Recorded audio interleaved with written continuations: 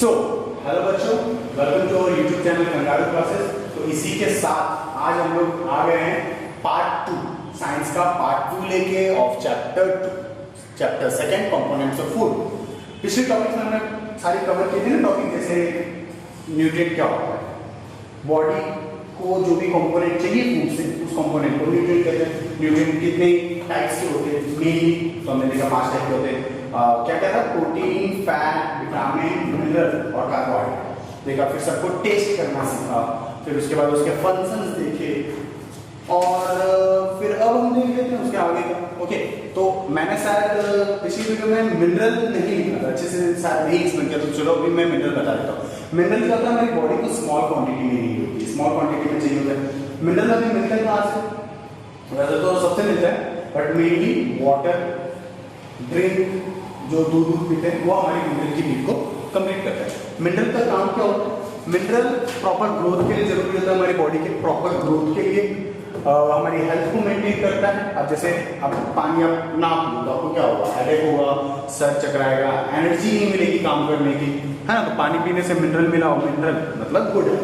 Mineral मतलब पानी, पानी is the best example, water is the best example for mineral, है ना।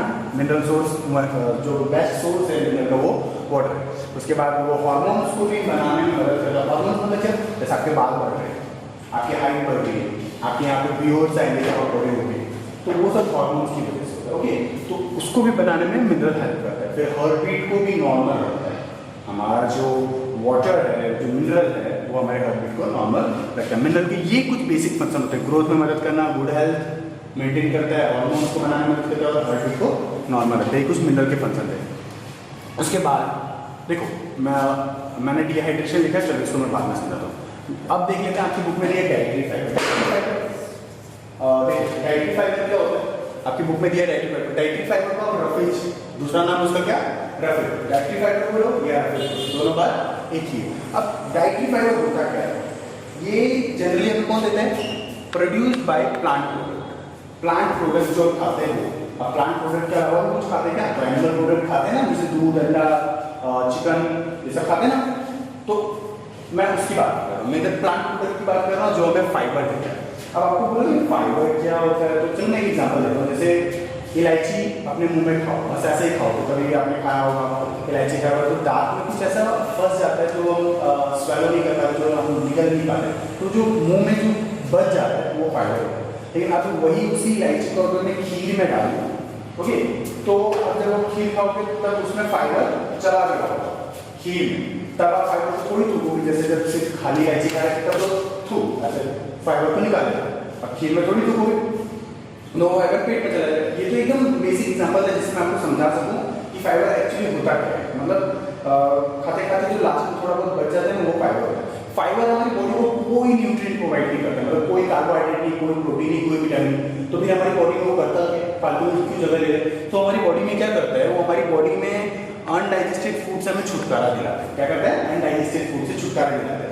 देखिए, अब अनडाइजेस्टेड का मतलब आपको क्या समझ, अनडाइजेस्टेड का मतलब ये कि जिस फूड को हमारी बॉडी डाइजेस्ट नहीं कर रहा है। अब जैसे हमने चावल खाया, अब हमारी फूड ने हमारी बॉडी ने चावल से सारा कार्बोहाइड्रेट निकाला, सारा कार्बोहाइड्रेट निकाला।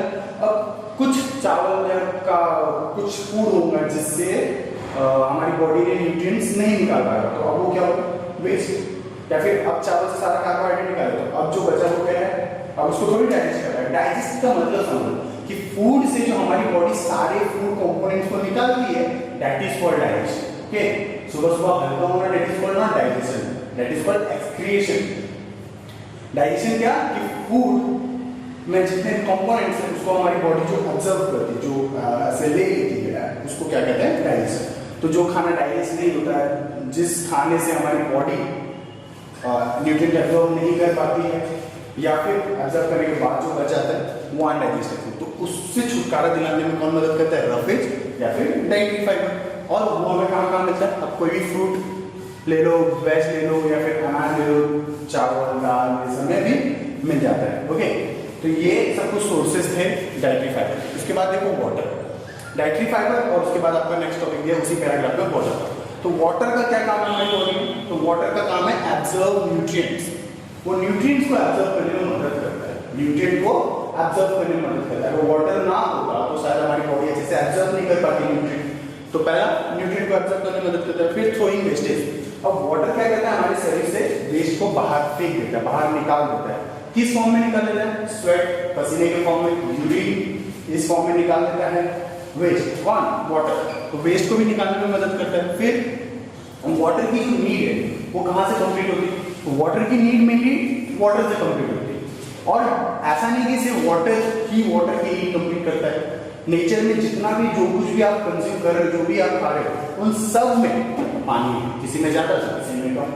अब अगर आप दूध पी रहे हो तो उसमें भी पानी है, चाय पी रहे हो तो उसमें भी पानी है, शुगर के अंदर पी रहे हो उसमें भी पानी, वाटरमेलन खा रहे हो तो उसमें भी पानी है। तो वाटर हर एक प्रेजेंस है। सिर्फ वाटर से वाटर की नीड नहीं कंप्लीट होती, ड्रिंक से भी होती है, जो ड्रिंक हम करते हैं, और फूड से भी कंप्लीट होती है। फूड में मतलब होता है वाटर होता है, तो आपने देखा होगा जब आलू को काटो तो फिर गीला गीला क्या होता है ना? किसी सब्जी को काटो जैसे वाटरमेलन देखिए, तो कुछ सब्जी अब जैसे वाटरमेलन को काटा तो ऐसा गीला गीला, आलू को काटो गीला गीला, ऐसा हाथ जैसा वेट हो जाता है उस सब्जी को काटते काटते, जैसे प्याज ये सब। तो उसमें वो क्या शो कर रहे हैं कि उसमें भी वाटर का प्रेजेंस है। तो वाटर का हमने समझ लिया। उसके बाद आपको दिया है बैलेंस डाइट। बैलेंस डाइट क्या होता है?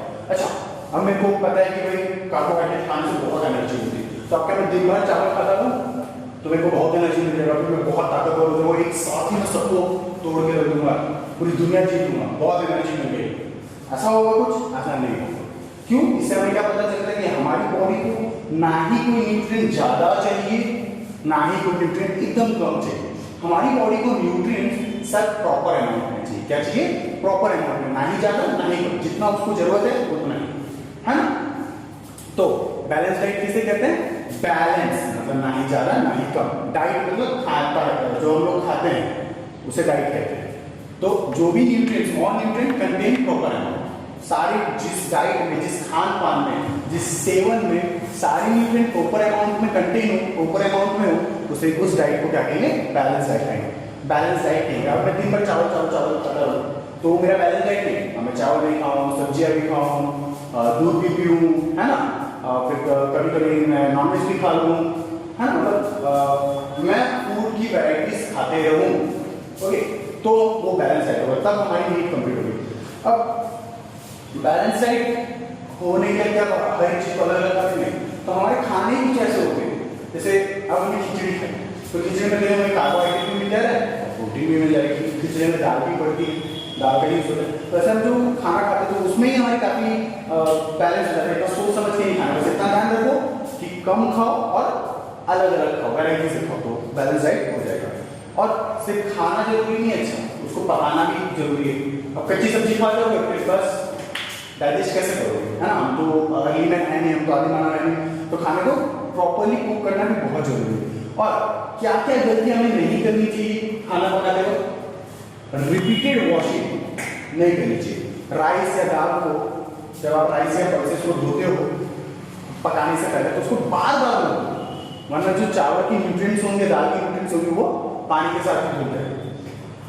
फिर पहले कट करना, पहले सब्जी को छीलना या कट करना और उसके बाद धोना, वो भी नहीं करना है। पहले धो लो फिर कट करने के बाद धो तो काफी न्यूट्रिएंट लॉस हो जाएगा। फिर एक्सेस वाटर इन कुकिंग। अब चावल में अब एकदम पानी, ज्यादा पानी मिला दो तो क्या होगा? चावल की जो कार्बोहाइड्रेट उस माड़ में जो हम लोग फेंक देते हैं उसमें ही चला जाएगा। तो मतलब किसी भी खाने में हमको ज्यादा वाटर का भी यूज नहीं करना है। और यहाँ पे कम या फैट ऑबेसिटी से कुछ करते हैं। तो देखो ऑबेसिटी क्या होता है? मतलब जब ज्यादा फैट हो जाता है ना, ज्यादा फैट मतलब एकदम ओवरवेट से भी जो आगे होता है, एक तो होता है कि वजन ठीक है, फिर एक होता है ओवरवेट, फिर उसके आगे का भी जो टर्म है ओवरवेट से भी जो ज्यादा है, फिर जब हम बहुत एकदम कमजोर होने लगे, एकदम इतने मोटे हो जाते हैं कि फिर हम मूव भी नहीं कर पाते, तो वो होती है ओबेसिटी। उस प्रॉब्लम को क्या कहते हैं? ओबेसिटी कहते हैं। ओके, अब यहाँ पे मैंने डिहाइड्रेशन लिखा था, वाटर की मैंने सारी चीजें बताई। अब डिहाइड्रेशन को भी देख लेते हैं। Loss of water from our body, मतलब बॉडी से वाटर का loss, that is called dehydration. अगर आपकी बॉडी से वाटर का लॉस हो रहा है तो उसे डिहाइड्रेशन कहते हैं। अगर आपकी बॉडी में पानी की कमी है उसे डिहाइड्रेशन कहते हैं। तो डिहाइड्रेट मत होने देना अपनी बॉडी को। चलिए फैक्ट बताओ पानी से रिलेटेड। आपको पता है आपकी बॉडी में 1% पानी की कमी होती है ना तो आपको प्यास लगती है, और अगर ये कमी 10% तक होगा ना तो हम सीधे ऊपर चले जाएंगे, और आपको दिन में कम से कम 7 से 8 लीटर पानी पीना ही चाहिए। उसके बाद अब देखो यहाँ पे मैंने एक टर्म लिखा है डेफिशिएंसी। डेफिशिएंसी का मतलब होता है कमी। क्या होती है डेफिशिएंसी का मतलब? कमी।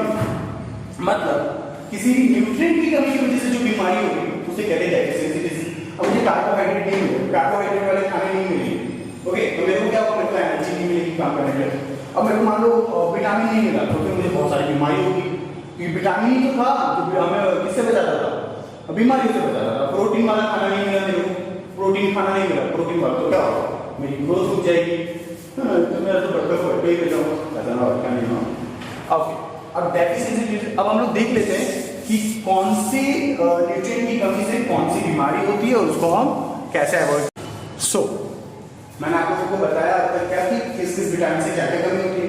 अब मैं चाहता हूँ कि भाई मेरे को कमी ना हो अभी फ्यूचर में कभी, तो मुझे क्या क्या कंज्यूम करते रहना चाहिए, क्या क्या खाते रहना चाहिए। अब वो क्या खाते रहना चाहिए मुझे कब पता चलेगी इसमें मेरे को कौन सी कमी है और मुझे कौन से विटामिन की जरूरत है, तो फिर उस हिसाब से हम अपने डाइट में चेंज आएंगे। तो विटामिन ए की अगर आपको कमी हो तो चीज, अंडा, फिश, मछली, ओके, ये सब खाएगा। विटामिन डी की कमी हो तो दूध, डार्क ग्रीन वेज, हरी सब्जियां खाया करो। विटामिन सी की कमी हो तो पोटैटो, जस्ट एग्जांपल दिया एक, ओके, ऐसा तो बहुत सारे हैं। विटामिन डी की कमी हो तो मिल्क, कैल्शियम की कमी हो तो वेज और मिल्क, सब्जियां, वेजिटेबल। आयोडीन की कमी हो तो सॉल्ट। अब सॉल्ट को ज़्यादा खाओगे तो हड्डी गल जाएगी और कम खाओगे तो ये हो जाएगा बॉइचर। तो इसीलिए अब आयोडीन की कौन कम्प्लीट करेगा, सॉल्ट। अब सॉल्ट ज़्यादा खाओगे तो आयोडीन मिलेगा, अब ज़्यादा खाओगे तो हड्डियाँ गलेगी और कम खाओगे तो बॉइचर हो जाएगा। तो आपको सब बराबर मात्रा में खाना है। आयरन की कमी हो तो सोयाबीन खाओ, ड्राई फ्रूट्स खाओ जैसे बादाम, काजू, है ना। तो ये यहाँ पे हमारा क्या होता है, यहाँ पे हमारा चक्कर। ओके, वेट मैं क्या बोल रहा हूँ, उधर आपने बोला था चीज है, फिश, मछली। हाँ पता है। चलो, यहाँ पे हमारा सेकंड चैप्टर कंप्लीट होता है। अब नेक्स्ट वीडियो में हम लोग करेंगे इसके आगे का चैप्टर, थर्ड चैप्टर। तो तब तक के लिए कीप स्टडी, कीप लर्निंग, और आप लोग की चैप्टर पढ़ लेना होगा, एक बार वापस पढ़ लेना। पार्ट 1 पार्ट 2 को स्पीड में करके देखो, अगर आपने पहले नहीं चुका है तो आप लोग पहले देख चुके हो तो स्पीड में करके देखो, फटाफट समझ आ जाएगा और फिर एक बार रीड कर लेना बस। यहाँ पर आपका कंप्लीट। तब तक keep study, keep learning, bye.